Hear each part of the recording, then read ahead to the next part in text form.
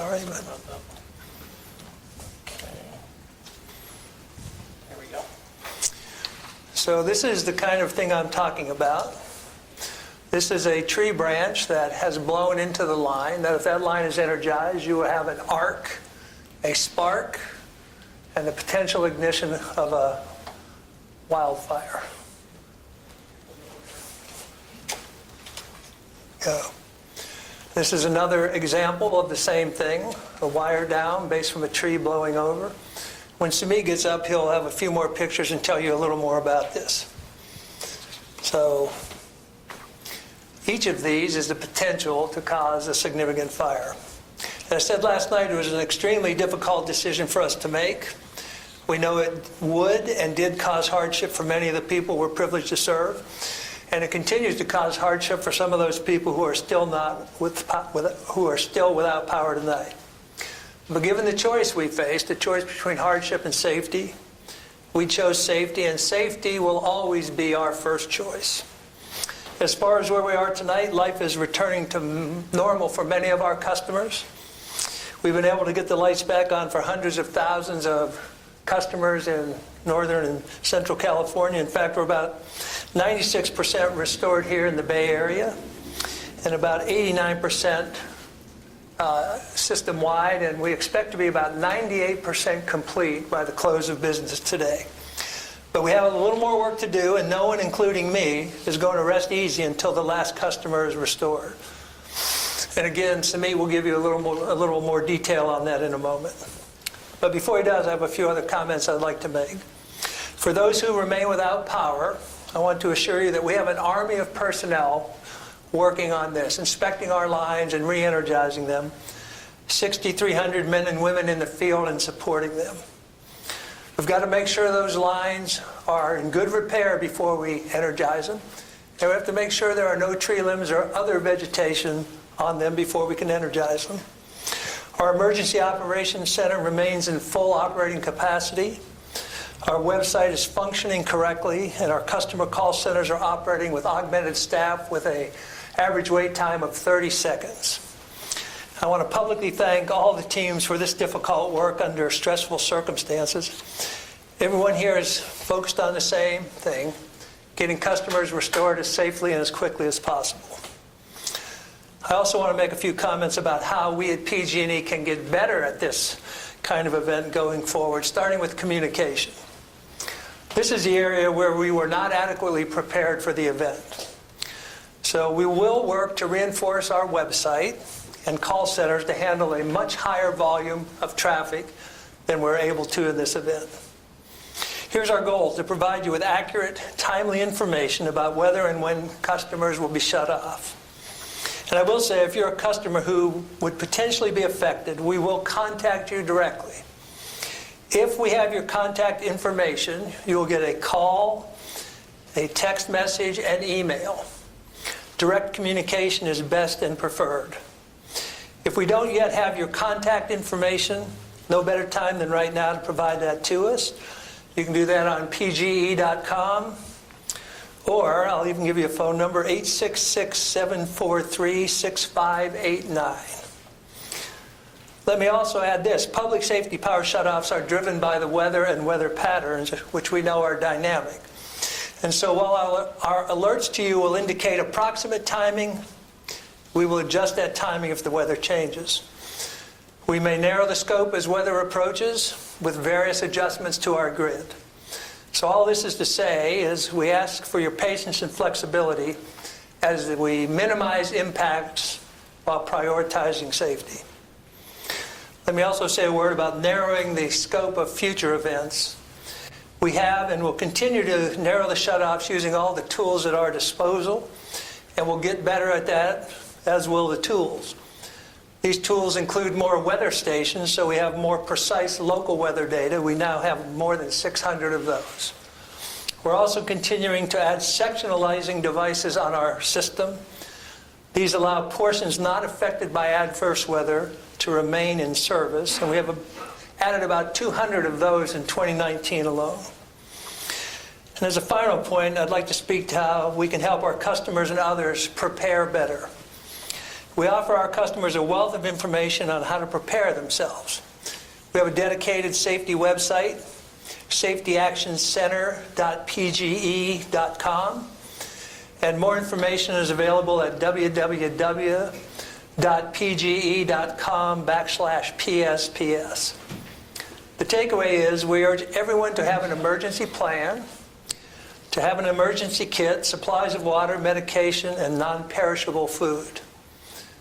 You know, wildfire risk is real, earthquake risk is real, and unfortunately the potential for power shutoffs is real in California. In addition, we can and will get better at preparing with our state and local governments and agencies.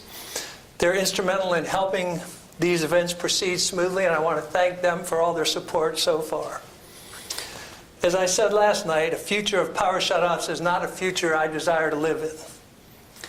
But it's a future we must be ready for, given the conditions and the risks we face. With that, I'll ask Samit to provide an operational briefing. Samit?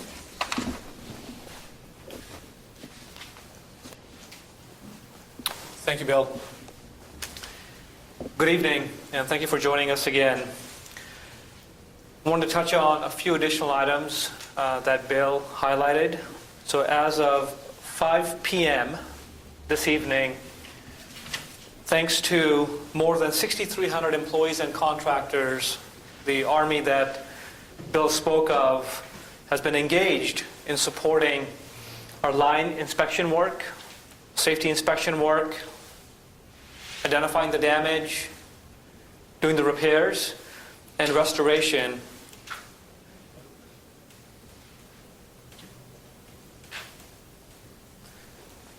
And as of 5 p.m., nearly 89% of the impacted customers have been restored. Given that we're an hour from 5 p.m., that number is actually north of 90% because our teams are continuing to do the good work out there to continue to minimize the impact to our customers and our communities. An important note about our transmission lines: the higher voltage lines that carry power over long distances, we have completed all of the safety inspections for the transmission lines that were impacted as a result of this event, and they have all been successfully restored, which is a significant milestone. And we have worked very closely with the Cal ISO to ensure we continue to maintain system grid and system stability as part of the restoration process. In regards to some of the specifics and the progress we've made in the various areas within North Valley and Sierra Foothills, 78% of our customers have been restored. In North Bay, 93% of our customers have been restored. In the Bay Area, 96% of our customers have been restored. And within the Kern Division and County, 82% of our customers have been restored. So what this means is, as of approximately 5 p.m., 84,000 of our customers remain without power. And as Bill stated, we have an unwavering focus to ensure the safe restoration of all of our customers before any of us get some rest. There are a few factors that have contributed to the longer restoration time in some of our areas. So for example, in the North Valley and the Sierra Foothills, we continue to see winds and experience winds as early as late this afternoon. So we didn't get the all clear to do the safety inspections until later this afternoon. And the same holds true for the southern part of our service territory in the Kern area.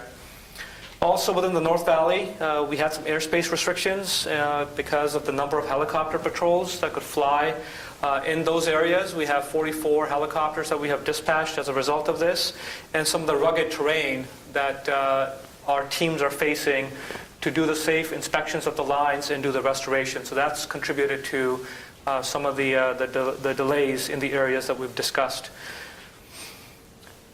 And we're going to continue to resume the work at daybreak in the morning. There's a lot of work that's going to happen tonight as well, and throughout the night, the work that we can do in a safe manner so that we continue to minimize the impact. One of the other things that Bill had discussed and shared a few photos in regards to the damage that we have experienced and observed so far. One thing I would remind us of is that the safety inspections continue.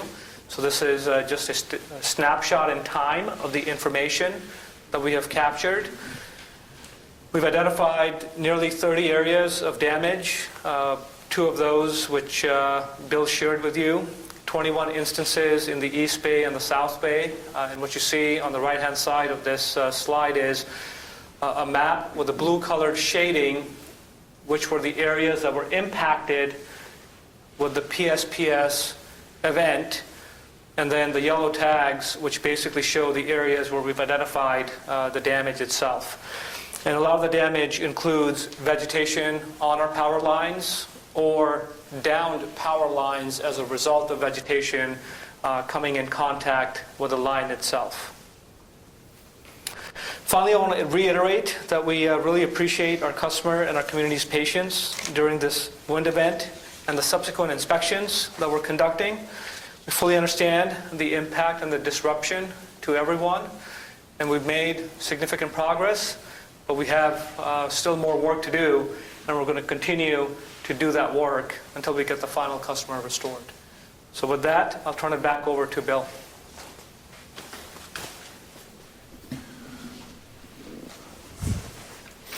So before we get to your questions, I do have one other matter I'd like to address, which is the story about a customer event held by a group of PG&E employees this week, entertaining a group of customers. It was insensitive, it was tone deaf, it was poor judgment given the timing of this on the anniversary of the event 2 years ago in the North Bay. It was inappropriate. And our focus needs to be on some other things here. Our focus needs to be on serving customers well, on making sure we're treating customers safely, and that we're doing things like PSPS events well. And so we need to bring our focus back to that. I've told these individuals how I feel about it. I've told everybody in the company we will no longer be doing any events like this. I think it's really important to appreciate our customers. But here's the way we need to show that appreciation. We need to do things like have better responsiveness and get customers hooked up faster. We need to work on our cost structure so that we can take into account price. We need to be much better in many of the things we do with customers. That's the way you appreciate customers. Part of what we need to do better is to communicate with our customers during power shutoff events and other events. So I don't think you'll be writing any more stories about events like that. And with that, I'll take your questions. Get my colleagues up here. Bill, we're going to get the microphone. And just a reminder, we're going to take everybody's questions. We'll start with you, Dan. I appreciate that. Bill, if I could, Senator Jerry Hill says that this really just shows yet another example how PG&E is out of touch. He says that it's time for you to be broken up and to not exist the way you are. This is the party's yet another example of that. What's your response to that? A general response is, you've heard what I thought about it. It was inappropriate, insensitive, and I'm dedicated to making sure it never happens again. On the issue of breaking up PG&E, I actually think the scope and scale of the company is a great benefit to our customers. Economies of scale, economies of workforce. And I think breaking it up only makes service worse and prices higher. But that's an opinion, and I think eventually we will get around to answering that more factually. The only follow-up I have is who paid for the party? Your press release said, or your statement said, that it was shareholders. Senator Hill doubts that. He's saying that it was probably ratepayers. Who paid for the party? So I've inquired about this directly, and I will make sure this is true. There's no ratepayer money involved in this. This was paid by shareholder money. Over here. Jean Ellie with NBC Bay Area News. Yesterday you were asked about reimbursing folks for losses. You said you hadn't considered it. You would think about it. Ask you again later. I'd like to ask you again now about reimbursing customers and cities for the cost. Yes, thank you. I didn't have time before yesterday to think about this or look into it, and I have now had time. And so the policy of all the utilities in this state is that when there is a weather event, which this is, like a winter storm or any other major winter event, the company does not think it's liable for these costs. The company made the choice year after year not to invest in infrastructure and make improvements that now are slowly being implemented. Why should ratepayers pay for that choice? So I don't think that's exactly what happened. But I can only speak to my time here, but here's what happened in my time here. Over the last 8 months, I've been here about 5.5. Every asset in the high fire districts has been inspected, repaired, and brought up to standards. And so this event had nothing to do with the condition of those assets. This is a pure weather event, humidity, wind speed, condition of the fuel. This doesn't have anything to do with the condition of the assets. Hasn't the court said that you're behind in your tree management, you're behind in modern technology that would protect lines from fire? So I don't know, it's difficult for customers to digest what you're saying, to believe what you're saying, Yeah. that they can't blame you. Well, in the beginning of this year, we have inspected tens of thousands of miles of lines, 750,000 different pieces of equipment, millions of electric parts, substations, and all of those things are up to standard. We have reported this publicly. We've reported to the PUC. This event had nothing to do with that. We are now engaged in something called enhanced vegetation management. In other words, way beyond what the regulations require. Again, to prevent events like this, right? So we're good on the regulatory front in tree trimming. What's happening now is way beyond what's regulatorily required. I think we have one over here. Ryan, you want to help out?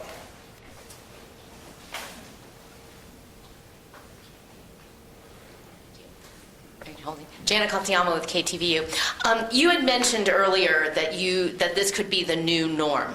And I'd like for you to say if you, after all of these things that have happened, if you still feel that is true, and if you feel in the future, if you're going to have another power shutoff, some of the technology, some of the things you mentioned, such as sectionalizing, are those things that will minimize and reduce the number of people who are going to be impacted in the future, or should the public expect another one of these incidents again?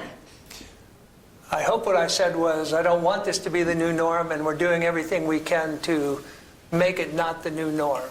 So we have done a lot of things: sectionalizing, more vegetation management, hardening our distribution system, inspecting, repairing. And so every day, I think we get better at reducing the risk of the wildfire. Now it's going to take a while. We put up 200 sectionalizers this year. We need a lot more. We have 600 weather stations. We have a plan to do a lot more. So we have a plan here going forward designed specifically to keep minimizing this risk. Our predictive ability in meteorology and where storms are coming, much better today than it was 6 months ago, a year ago. 6 months from now, it'll be even better. So we are doing everything we can to make this not the new norm. But how many people are we talking about? You know, next time we have a red flag warning, are we going to be looking at the same numbers of people, or as you're implementing these sectionalization technologies, does that mean that it's going to be less, or should the public just be expecting this kind of magnitude? I wish I could answer that question directly. It depends on what the weather brings. So we still have, what, a month, 6 weeks of fire season here?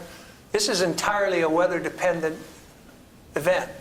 And so if we can't predict the weather, which is hard to do, we can predict it, a week out, but it really is weather-dependent, where the wind is, where the conditions are. And so when we know that, that's how we can then narrow the scope of these events. But until we get greater clarity on weather, we don't know the answer to the question. If the weather's the same. Hold on for 1 second. We'll bring you Mike. Yeah, I mean, I think that you're not really answering in terms of whether technology is helping. We all understand that weather is an issue. But just to follow up on that, if you can't answer that, will ratepayers expect to see PG&E coming to them for higher rates to help offset some of the costs that are being incurred as a result of these shutoffs? So we're in the process of a general rate case in California, required by utilities to do this every 3 years. And as part of that case, we are asking to recover costs for a number of the things that we will do in the future that I've just described. Dan Kerman with Prong 4. Following up on that question, if the weather is the same as it's been this week. So what she's getting at is if you've got the same forecast now as you have now, in 6 months, are you still going to have to shut off the power to as many people, or will these additional things that you are adding reduce the amount of people you're going to have to shut off? That's the question. Thank you for the question, and I'm sorry I didn't get it the first time. If an event occurs 6 days from now, it's probably going to look a lot like this one. If it occurs 6 months from now, we're going to have more tools, more weather stations, more hardened equipment, more sectionalizers, and I think it will be a different event 6 months from now. Be a different event 12 months from now. Meaning fewer people? Yes, that's the whole idea. Narrow the scope, fewer people impacted. Over here on the front row, and then we'll come back to Gene.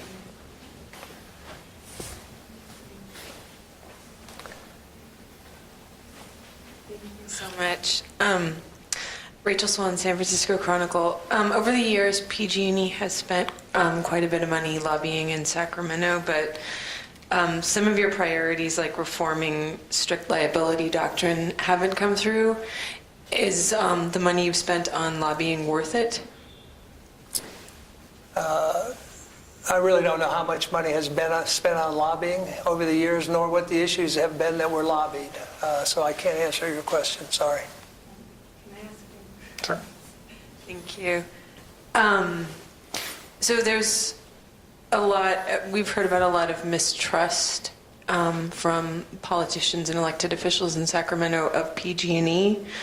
Is that going to hinder you moving forward as you try to make legislative changes to pursue an agenda? So let me give you a broader answer. I've heard directly from a number of elected officials, customers, people on the street about a lack of trust in us. And there's a good reason for that. Some of the events that have happened over the years, we have eroded customer and public trust.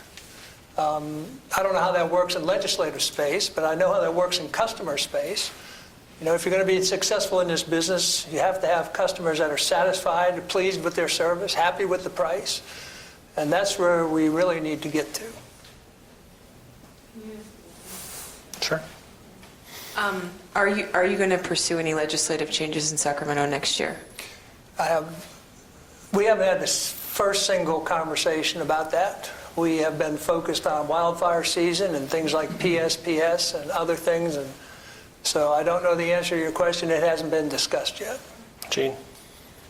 The folks up in Oakmont and Santa Rosa, it's a retirement community. A lot of folks up there rely on medical devices that require power. PG&E has a list of folks that have opted in who have said, I have a medical device that requires power. I don't believe PG&E reached out to those folks to provide backup generation, to provide them with power. Will that happen the next time this happens? You want to try that one, Lori? So thank you for the question. We've been working to secure all of our medical baseline customers. And so when we do, we refer to them as medical baseline customers. They qualify, they're marked in our system. We have a special protocol for notification of these events with those customers. And then if we do not receive positive confirmation that they are well, we actually send an employee to their home to do a wellness check and make sure that they have the services that they need.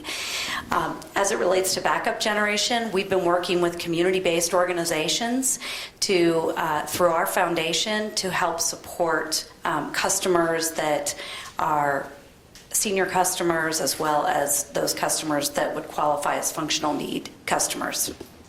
So So in your communication with folks who rely on medical devices, did you provide them with backup power?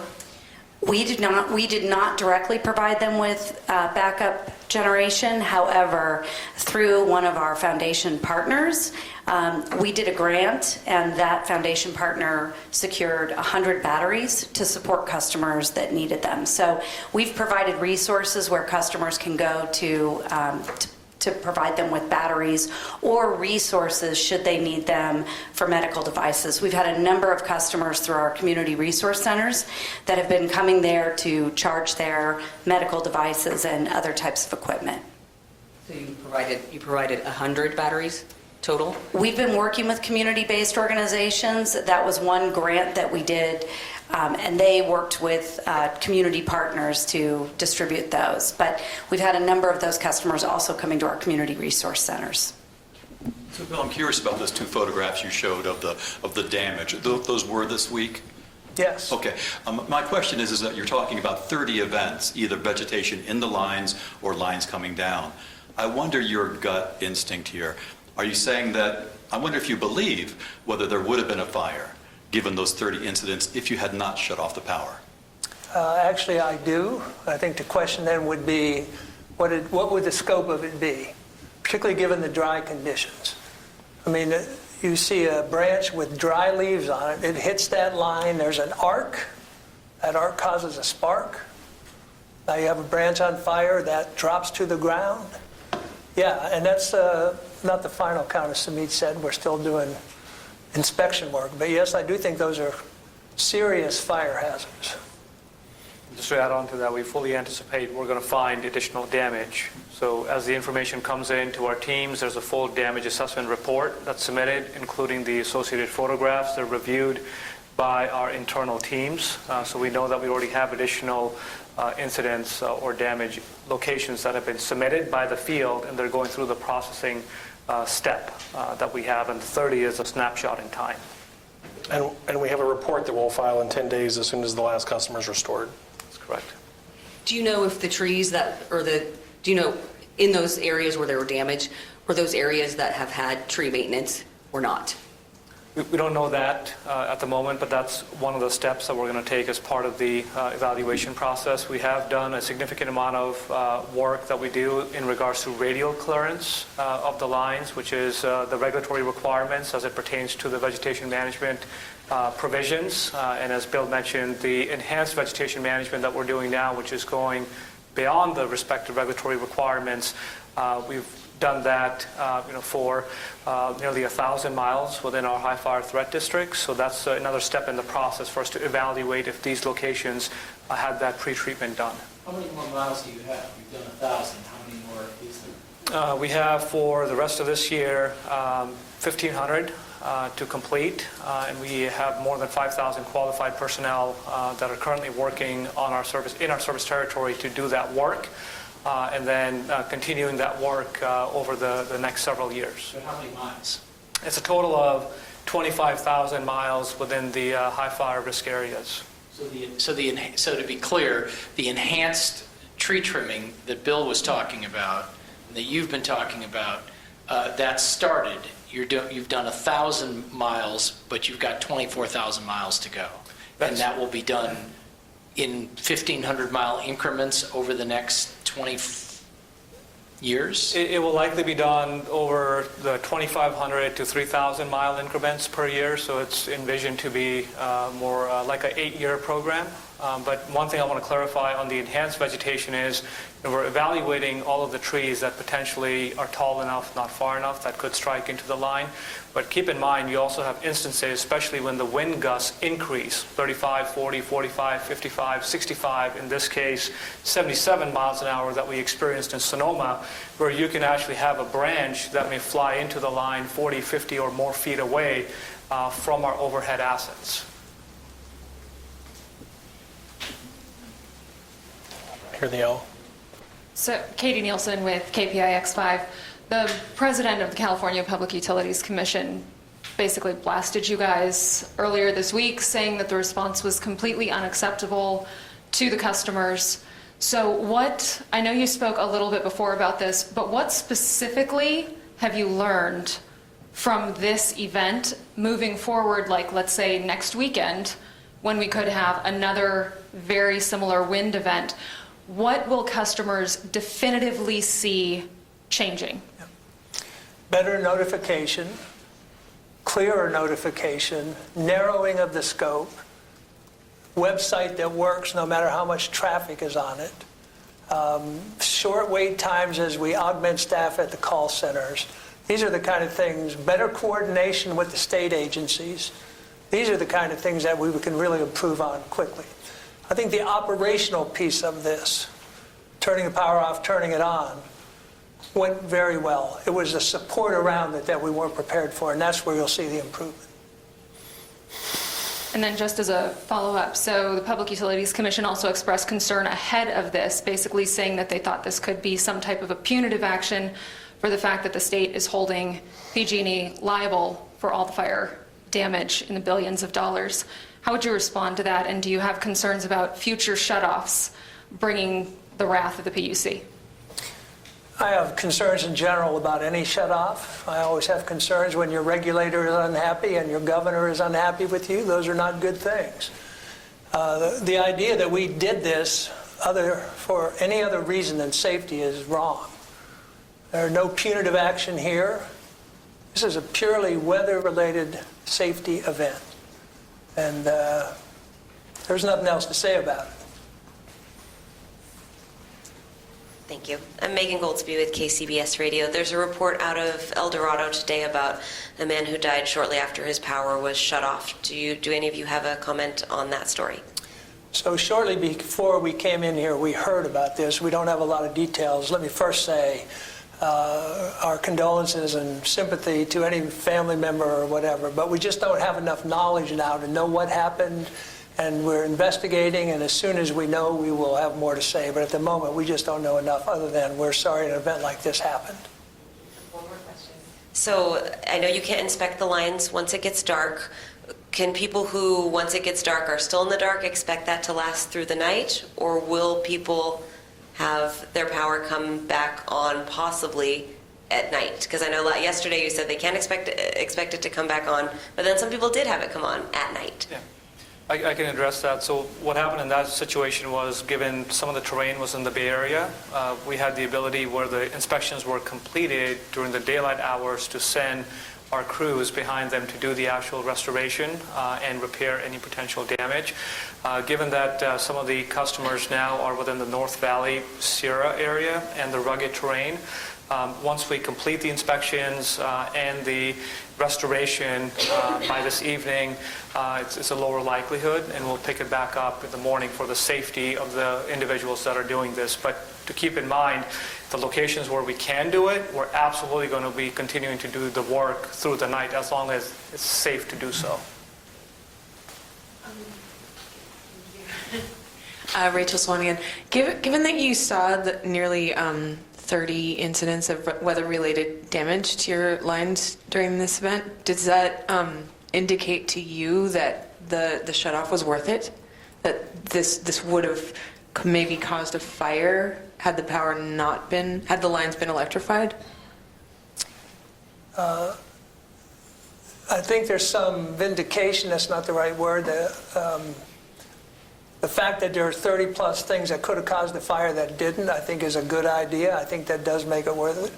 I think if you looked at what was in front of us, the information we had, the decision we had to make, even if we found no damage, and despite the hardship, I think it was worth it. Okay. So just two things.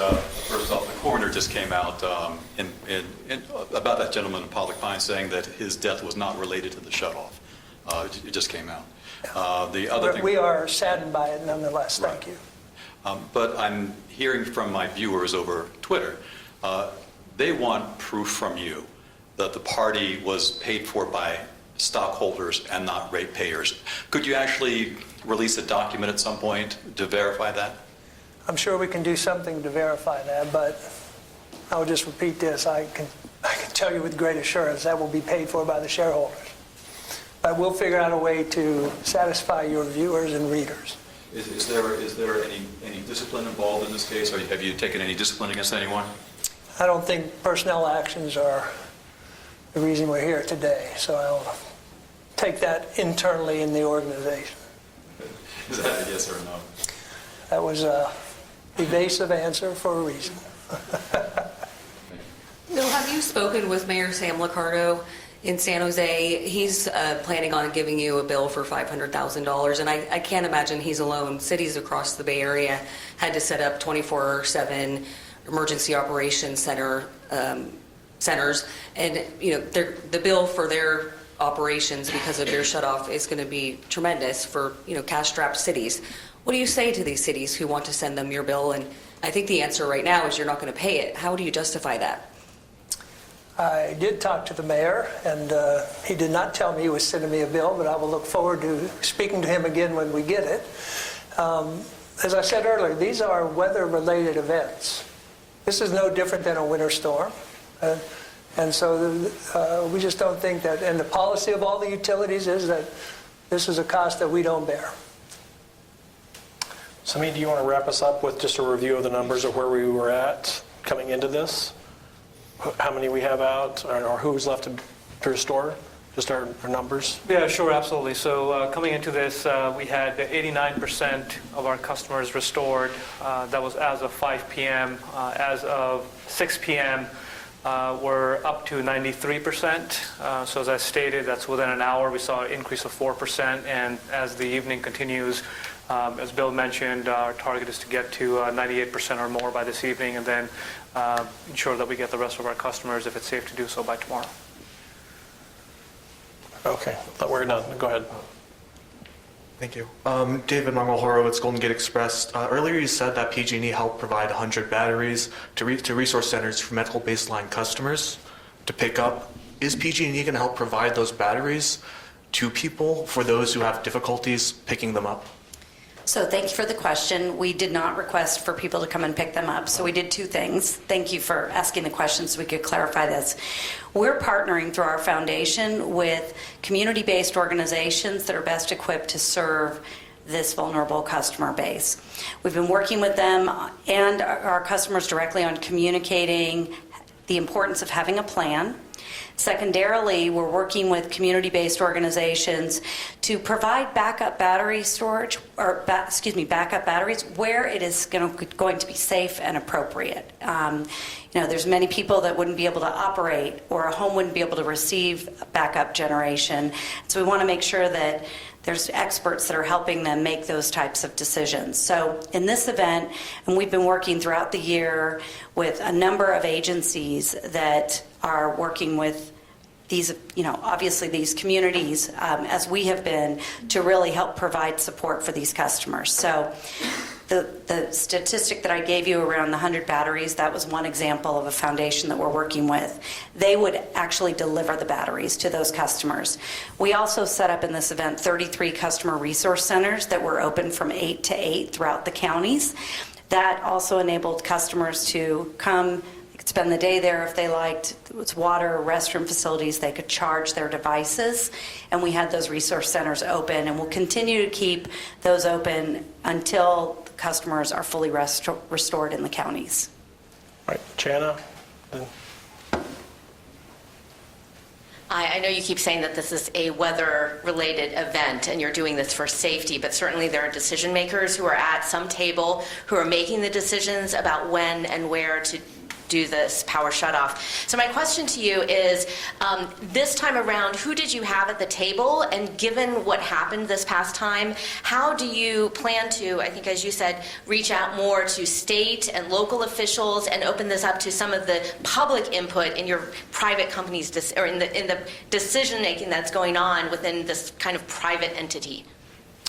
Yeah, so we have a protocol about how we do this. We designate someone as the officer in charge, and that person is charged with taking feedback from a number of sources: external meteorology, internal meteorology, a number of meteorology sources, and looking at the conditions, and then that person makes a decision after a lot of input to whether we're going to have an event or not.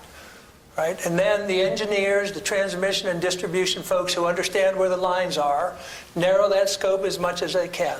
So there are a lot of engineering technical people saying, this line goes here, it's not in the wind.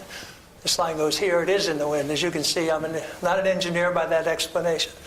And so that's how we get to what we're going to shut off. We coordinate with California ISO to make sure the transmission system is good. Once we get to in that process, then we have to bring the support in. So the IT people, the customer people, the communications people, and we have another protocol about when we notify. Hopefully we can be out 3 days in advance, but certainly with a notice 48 hours in advance, followed by 24-hour notice. Special consideration for notifying medical baseline people, school districts, critical care facilities, which we all get to directly, right? We had a lot of public input in this process. We had members of the state agencies in our Emergency Operations Center. And the next time we do this, we will coordinate even further with them. And I believe we will be having a meeting with them pretty soon before the next event to make sure that we're more coordinated with that. But there was a lot of public agency input into this event. And can we get a list of who those agencies were and if there are additional people that you anticipate needing to bring into the process to make it smoother next time? Yes, I can't do that here, but we can do that. And I have to say we really value the support and the guidance and the help of those state agencies. So they're very helpful. I can help, Bill. So we had a member from our California State Emergency Center, which is Cal OES. We had a member of our California Public Utility Commission, as well as Cal Fire, that were part of the unified command within the Emergency Operations Center. In addition to that, the local county and the city Office of Emergency Services, as they stood up their respective entities, I think you spoke of City of San Jose. In some cases, we had individuals that were part of their county OES, but we had also provided a point of contact. So they had a direct communication line to an individual that was dedicated to that respective city or county within our Emergency Operations Center. We were also holding state agency calls, which included those three respective parties, twice a day at 11 a.m. And then again at 4 p.m. And then we were also holding county calls with the respective individuals from the County Office of Emergency Services 3 times a day at 7:30, 12:30, and 5:30 p.m. respectively. Just a last question. We'll wrap up with this one. Yes, last one. You know, these offshore winds happen every October. We've been in drought for at least 7 years. You've had several years of wildfires here. How do you address the clear impression that you weren't prepared enough in terms of hardening and vegetation management? Why didn't we do this sooner if these conditions have been around for so long? So again, I'm not evading. I've only been here 6 months, but I have looked into this. I'll give Samit a chance here. The risk of this has gone up dramatically in the last couple of years. The risk has always been here. It has gone up dramatically in the last couple of years. If you look at the length of the fire season, the way it used to be, and how many days you had fire versus how long the fire season is now and how many days of burning, the risk has just gone dramatically up. And were we fully prepared to meet this risk? No, we weren't. Obviously because of what we're having to do over the last year or so. Did the risk change? Yeah, it changed and it got a lot bigger. And are we now working toward it? We are.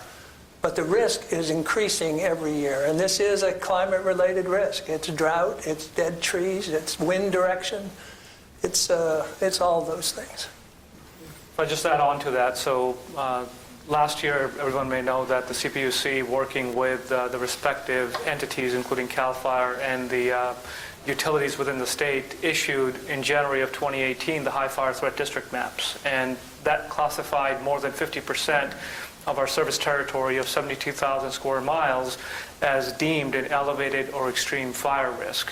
When you reflect back 6 years before that, in 2012, that number was less than 15%. And if you ask the question of what happened in between, you may recall in 2014, we went through a significant drought. At the time, the former governor issued an emergency declaration in regards to tree mortality, which was caused by the drought conditions. And that's where we actually significantly implemented another part of our vegetation management program on looking at dead, dying, and deceased trees. And at one point, there was an estimate within that time period of more than 129 million dead or dying and deceased trees within the state of California. So that was a significant change in the environmental condition. Okay, sure. Thanks, everybody. Appreciate it.